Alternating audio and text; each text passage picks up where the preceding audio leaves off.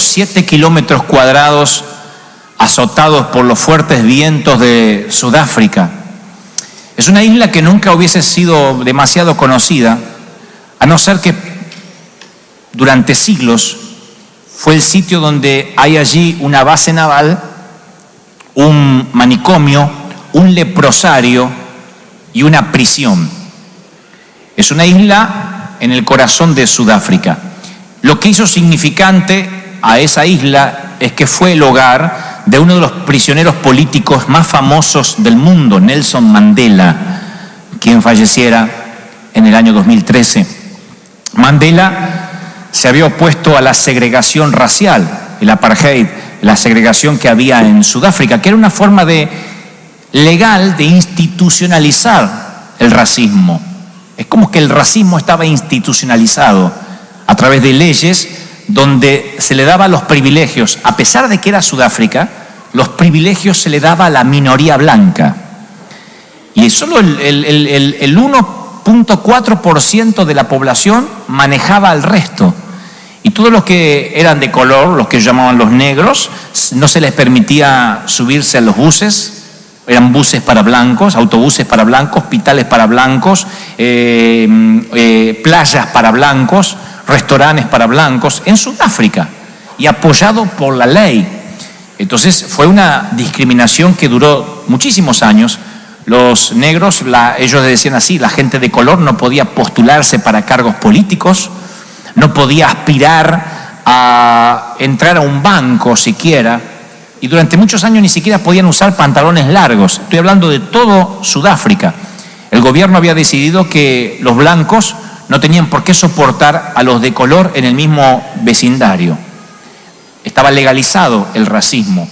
Y Mandela, descendiente de la realeza, Mandela no era un indigente, nació con sangre real, tuvo una educación en los mejores colegios, aprendiendo varios idiomas, y como hijo de madre cristiana, a pesar de que su padre era polígamo y tenía varias mujeres, su mamá era cristiana, una cristiana devota, metodista. Él también, Mandela de pequeño, adoptó la fe de su mamá y amó a Dios con todo el corazón y amó también a la gente. Y siendo un joven abogado, Mandela empezó a experimentar humillaciones. Yo leía parte de la historia ayer y hoy por la mañana, donde decía que siendo un abogado y perteneciendo a la realeza o siendo descendiente de nobles, vivía unas humillaciones terribles, absolutas, a tal punto de en cierta ocasión orinarse encima, puesto que recorriendo todos los baños públicos no lo dejaban entrar a ninguno porque le decían que era un negro y los negros no podían orinar donde los blancos lo hacían. Hablo de Sudáfrica, no hablo de los Estados Unidos hace muchos años atrás. A mediados de los 50, Mandela era un revolucionario porque él empezó a luchar, es como que se encendió un fuego sagrado en su interior a partir de las humillaciones que él mismo vivía. Él decía, si siendo yo un abogado, teniendo cierto apellido importante en Sudáfrica, vivo esto, imagino lo que mis hermanos menos afortunados deben vivir. Así que comenzó en Nelson una llama sagrada, se encendió en él para luchar, para liberar a su país del apartheid, liberarlo de lo que era el racismo institucionalizado. Y empezó a luchar y empezó a pelear. Y le decían para los mediados de los 50 que Mandela era la esperanza para el pueblo sudafricano. Pero claro, el gobierno se veía venir lo que podía ocasionar Mandela. Era un líder nato. Y en 1962 se lo acusa de alta traición y lo arrestan, lo procesan y lo envían a esta isla, la isla Robben, durante los siguientes 27 años. 27 años. Sé que la mayoría conoce la historia. Ustedes dirán, ¿pero vinimos a aprender historia o nos va a predicar, pastor? Pero tiene que ver con lo que les voy a decir. 27 años, donde solo pudo mirar el mundo a través de las rejas. Estoy hablando de estar preso. 27 años privado de la libertad.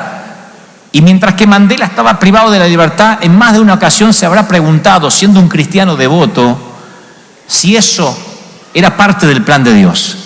Es una pregunta noble, lógica. ¿Será esto plan de Dios? ¿Puede Dios hacer algo bueno de esto? Encima que quiero hacer las cosas bien. Y tal vez tú te lo preguntaste en alguna ocasión, en este peregrinar por la vida. Digo, Tal vez nunca estuviste preso, espero que la mayoría nunca lo haya estado. No estuviste en prisión, pero tienes un empleo que no te satisface. Vienes de una iglesia con muchos problemas, vives en una casa muy fea, estás atrapado en un matrimonio donde no eres feliz, cargas con un cuerpo debilitado y enfermo y te preguntas, ¿será que Dios permitirá esto o habré hecho algo malo? ¿Qué explicación uno le encuentra a Dios cuando todavía sigue en el foso? Hemos hablado de eso. ¿Qué explicación le encuentra José? ¿Qué explicación le pide José al Señor? Va al foso, es vendido como esclavo, es acosado por la mujer de quien lo contrata, va a parar a la cárcel. ¿No se pregunta qué estoy haciendo mal? Si te lo has preguntado, bienvenido a la vida real. Todos nos hemos hecho esa pregunta alguna vez. ¿Pensaría lo mismo Pablo al escribir Romanos 8:28? Él dijo, ahora bien, sabemos que Dios dispone todas las cosas, todas, oigan, diré esto otra vez, todas las cosas para el bien de quienes lo aman, los que han sido llamados de acuerdo a su propósito. ¿Estaría pensando lo mismo que Mandela, Pablo? Estaría pasando una crisis con su aguijón, que no sabemos cuál era, si era físico, si era un mal testimonio que lo perseguía, no sabemos qué. Estaría diciendo esto Pablo a la iglesia de Roma desde una cárcel, desde una mazmorra allá en el fondo. Lo estaría escribiendo en una de las persecuciones, cuando lo apedreaban, mientras que lo azotaban, con la espalda llena de llagas sin poderse poner la camisa. Estaría hundiendo la pluma en la tinta para escribir. ¿Todas estas cosas me van a ayudar para bien? Yo creo que sí, porque Pablo no pasó una vida de rosas. Así que puedo imaginarme el contexto de cuando él escribe que todas las cosas ayudan para bien. Por eso yo quiero que esta mañana entendamos esto. No somos marionetas en manos del azar. Nuestra vida es una narración perfecta desde que nacemos hasta que nos toca irnos de aquí. Desde el útero a la tumba es una narración perfecta delineada por el Señor. Dios planificó todo lo que nos pasa. No estoy diciendo que pasa por encima de nuestro libre albedrío. Lo que digo es que no vamos por la vida dando tumbos y según la decisión que tomemos es como nos va. Sino que Dios, cuando tiene a alguien al cual planta su propósito en esa persona, a veces es probable que tengas que vivir un naufragio, si es parte del proceso para lo que Dios te quiere. A veces tengas que vivir cárcel, una decepción, un hijo que te defrauda, un matrimonio que no funciona, un empleo del cual te despiden, un jefe del cual no puedes confiar. Dios no va armando el plan a medida que avanza. ¿Estoy siendo claro, sí o no? Dice la Biblia en Daniel 5:21, el Dios altísimo, soberano de todos los reinos del mundo, Él es soberano de todos los reinos y se los entrega a quien Él quiere. Todos los que están en autoridad son puestos y permitidos por Dios. Eso dice la palabra, que todos los gobernantes son puestos por Dios. Todos. Los buenos, los malos y los otros. Todos. Fujimori, Enrique Peña Nieto, Fox, Carlos Menem, Adolfo Hitler, los faraones, Nabucodonosor, Salomón.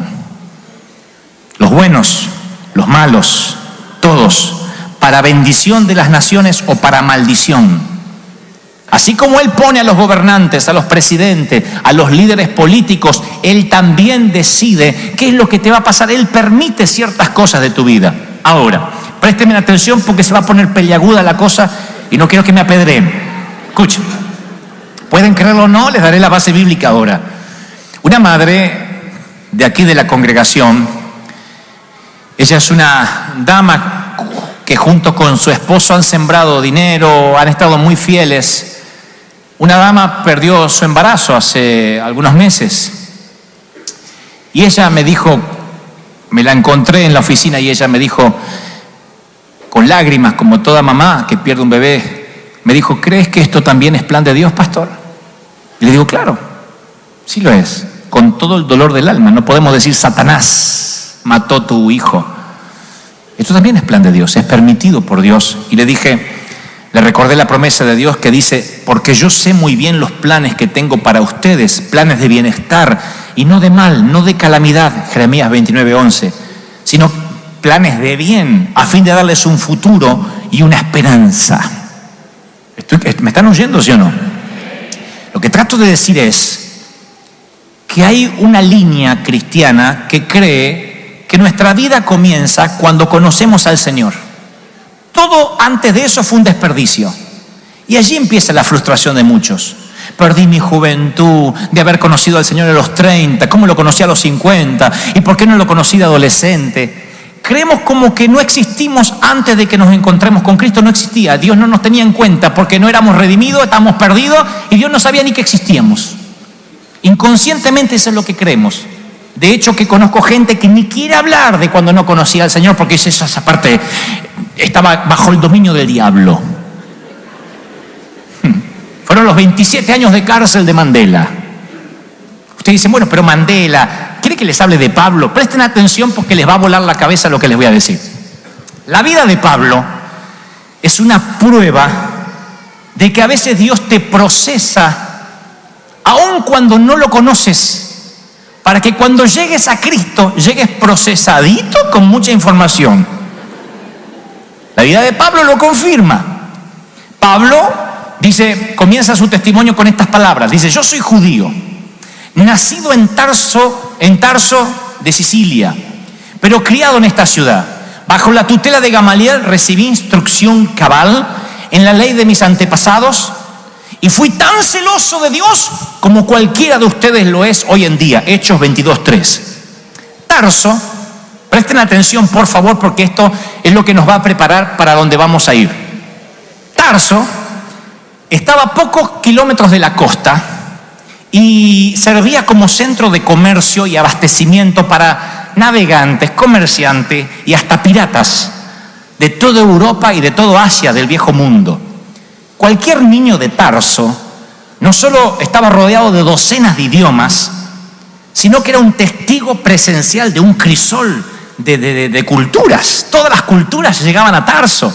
Y además Tarso rivalizaba con las academias de Alejandría, de Atenas. Era un sitio donde la gente iba a estudiar. Como aquí uno dice, voy a estudiar a New York o voy a Houston. Era un sitio donde estaban las universidades del viejo mundo más importante, Tarso. Y allí nació Saulo y aprendió la lengua franca de la época, que era el griego. Lo hablaba, lo escribía y pensaba en griego. Así que Saulo no solo hablaba el idioma internacional del mundo, sino que llevaba un pasaporte de doble ciudadanía. Él dice, yo soy judío de nacimiento, pero ciudadano romano. Tenía doble ciudadanía. Dentro del imperio tenía todos los privilegios de un romano. Podía llegar a cualquier puerto y pedir una audiencia judicial y se la tenían que dar. Él dice de él mismo, siempre fui tratado como un hombre libre, no como un esclavo. Podía inclusive apelar al César, que sería como ahora apelar a Barack Obama. Él podía apelar al César y lograba la apelación, se lo trataba como un hombre libre. Así que Saulo, quiero que presten atención a lo que les diré. No conoce a Cristo, no tiene todavía un encuentro con el verdadero Señor. Habla perfecto hebreo, habla griego, es un académico, tiene una preparación increíble, pero no obstante sus padres lo envían a Jerusalén a estudiar y tiene todo lo que un misionero podría necesitar: conocimiento cultural, dominio lingüístico, documentos para viajar y un oficio para ganarse la vida y, como él mismo dice más tarde, no ser de carga para nadie. Yo me pago mis gastos, no me decía qué ofrenda me van a dar, él se pagaba los gastos. Nunca fue un parásito, nunca estuvo pensando a ver si me dan algo. Él decía, yo me gano mi sustento para no ser carga. Sabía fabricar, no sé, cuando no predicaba y cuando no lo apedreaban o no lo metían en la cárcel, fabricaba carpas. Esto va para alguien que dice, quiero servir tiempo completo para Dios. Y este hombre no sé cómo se las arreglaba, vendía carpas y mientras que lo apedreaban decía, no me quieren comprar una carpa, y porque tenía que vivir. Así que Saulo se va a estudiar a Jerusalén. Y no es cualquier estudiante, es un estudiante extraordinario. ¿Cómo lo sé? Dice Pablo, cuando ya se transforma en Pablo, más adelante le dice a los Gálatas, en la práctica del judaísmo yo aventajaba a mis contemporáneos. en mi celo exagerado de las tradiciones de mis antepasados. Ya Dios estaba procesando a Saulo. Ustedes dirán, ¿y qué desperdicio? ¿No? ¿Por qué en vez de Judas no fue Saulo uno de los discípulos? Pero Dios dijo, para mi plan no necesito tenerlo al lado de mi hijo. Necesito que mientras que los discípulos están allí asombrándose por la pesca milagrosa o por las resurrecciones de Jesús, necesito que mientras tanto esté estudiando, se esté preparando. Y tuvo una etapa difícil Pablo en su vida. Pablo en su momento dice, yo perseguía a muerte a los cristianos, los echaba en la cárcel a hombres o mujeres por igual. Saulo arrancó a los esposos de los hogares, separó las madres de los hijos, derramó sangre de los discípulos. ¿Cómo Dios va a usar un tipo así para promover su nombre? La pregunta es otra vez inminente. ¿Puede Dios hacer algo bueno con lo malo? ¿Cuántos creen que sí? Yo lo creo, si no yo no estaría acá. ¿Puede Dios usar lo que el mundo desprecia y hacer algo bueno? Ah, claro que sí. Si no, nosotros no estaríamos acá. Dios puede tomar lo que Él quiere y transformarlo. ¿Cuántos creen en ese Dios? Y Pablo sigue diciendo, sucedió que a eso del mediodía, cuando me acercaba a Damasco, una luz cayó delante mío, caí al suelo y una voz me dijo, Saulo, Saulo, ¿por qué me persigues? Y en una sola caída, así, ¡tac!, Jesús transformó a un Saulo con licencia para matar en un campeón de la misericordia. Pablo escribiría historias llenas de gracia. Ahora hundiría la pluma en el frasco de tinta de su propio corazón. Porque, damas y caballeros, Pablo aprendió griego en las calles de Tarso, conoció el oficio de fabricar carpas con su padre, estudió la Torá a los pies de Gamaliel, pero solo aprendió misericordia cuando Jesús lo visitó y se encontró con él camino a Damasco. Y entonces significa que todas las cosas obraron juntas para bien.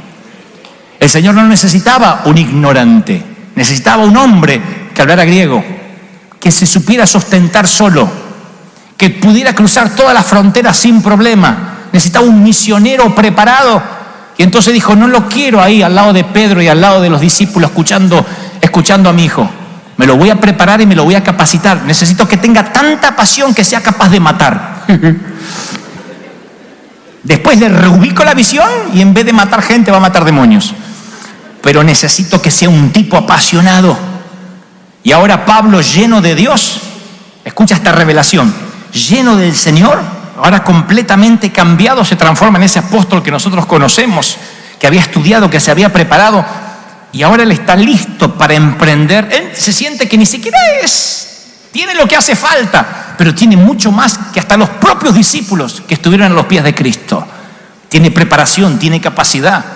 Mi querido, todos esos malos jefes que tuviste, los despidos, los colapsos nerviosos, los meses en una cama de hospital, el divorcio, las crisis en el matrimonio, las buenas oportunidades, las malas decisiones, las enfermedades, mezcladas, cocinadas, batidas, son puestas en el horno por Dios.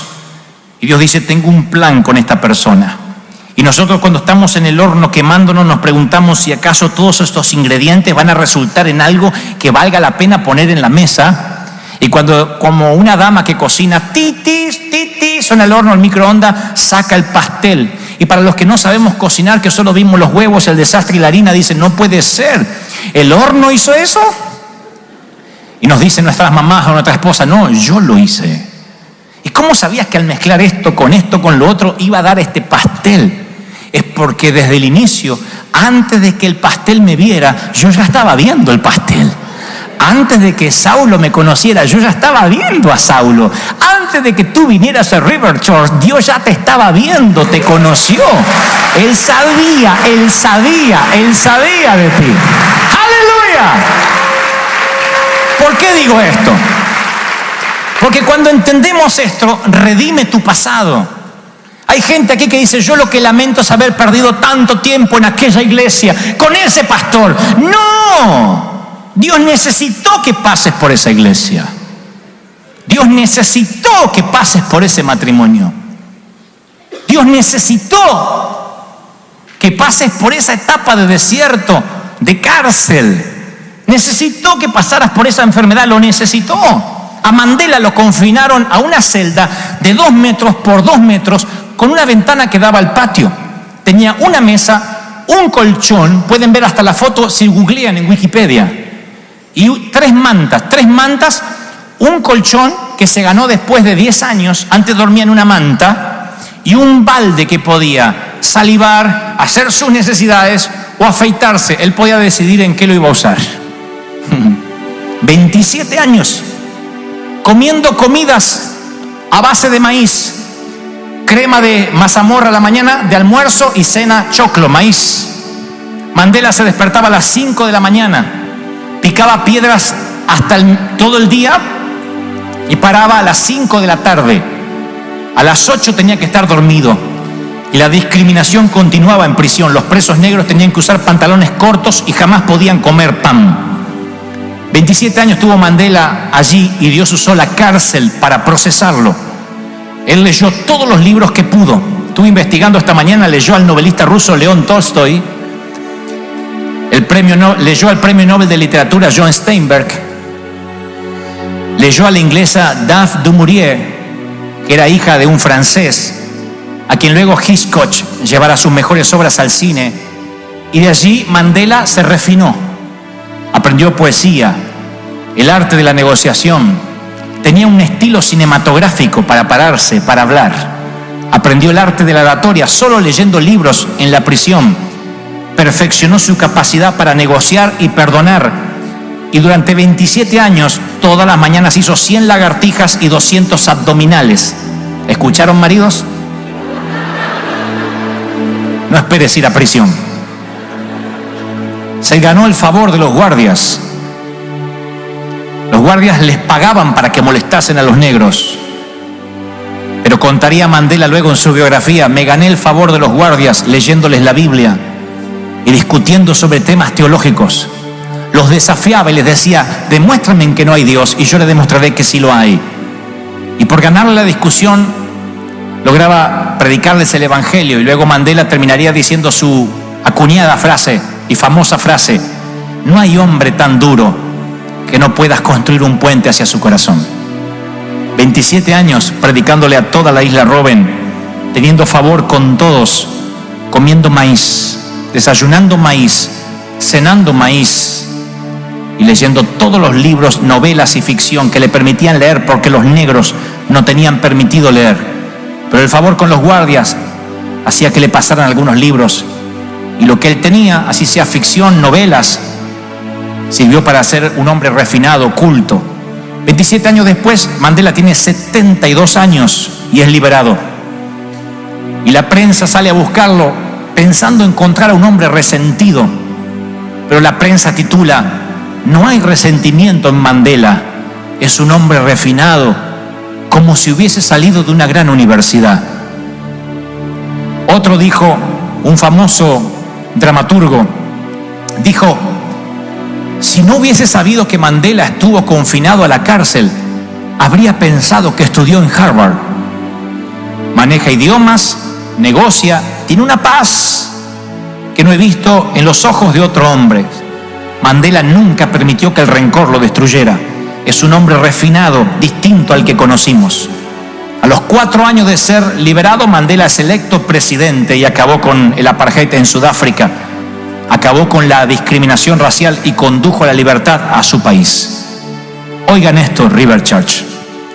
Dios necesitaba un líder inteligente, educado, que dominara el arte de la paciencia, que nunca perdiera los estribos, y por eso formó a Mandela 27 años en la prisión.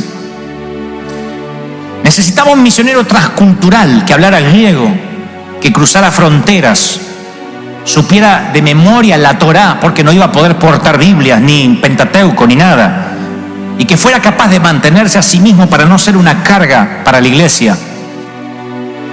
Y resignó a Pablo de no tenerlo entre sus discípulos para formarlo como Saulo el perseguidor, porque Dios desde el inicio de la creación tenía agendado en determinada fecha salirle al encuentro a Saulo camino a Damasco y transformarle la vida para que él fundamente los designios y la doctrina de la iglesia, por la cual mi iglesia crecerá. No fue Pedro, no fue Juan, no fue Tadeo, no fue Bartolomé, fue Pablo, aquel que Dios eligió antes que Saulo eligiera a Dios. ¿Y tú? ¿Qué me dices de ti? El Creador sabía las necesidades de la generación contemporánea a ti. Sabía qué tipo de gente y de líder iba a necesitar cuando tú vivieras. Qué tipo de madera de hombre o de mujer se iba a necesitar para estos tiempos. Y entonces, la Biblia dice, somos hechura de Dios, creados en Cristo Jesús para buenas obras, las cuales dispuso de antemano, a fin de que la pongamos en práctica. Lo que trato de decirte es que desde antes de conocer a Dios, aun cuando eras un borracho, te divorciabas, estabas perdido, aún así Dios te estaba procesando para ser lo que hoy eres, precisamente para un momento como este. Eres parte de un plan. Si la historia de Mandela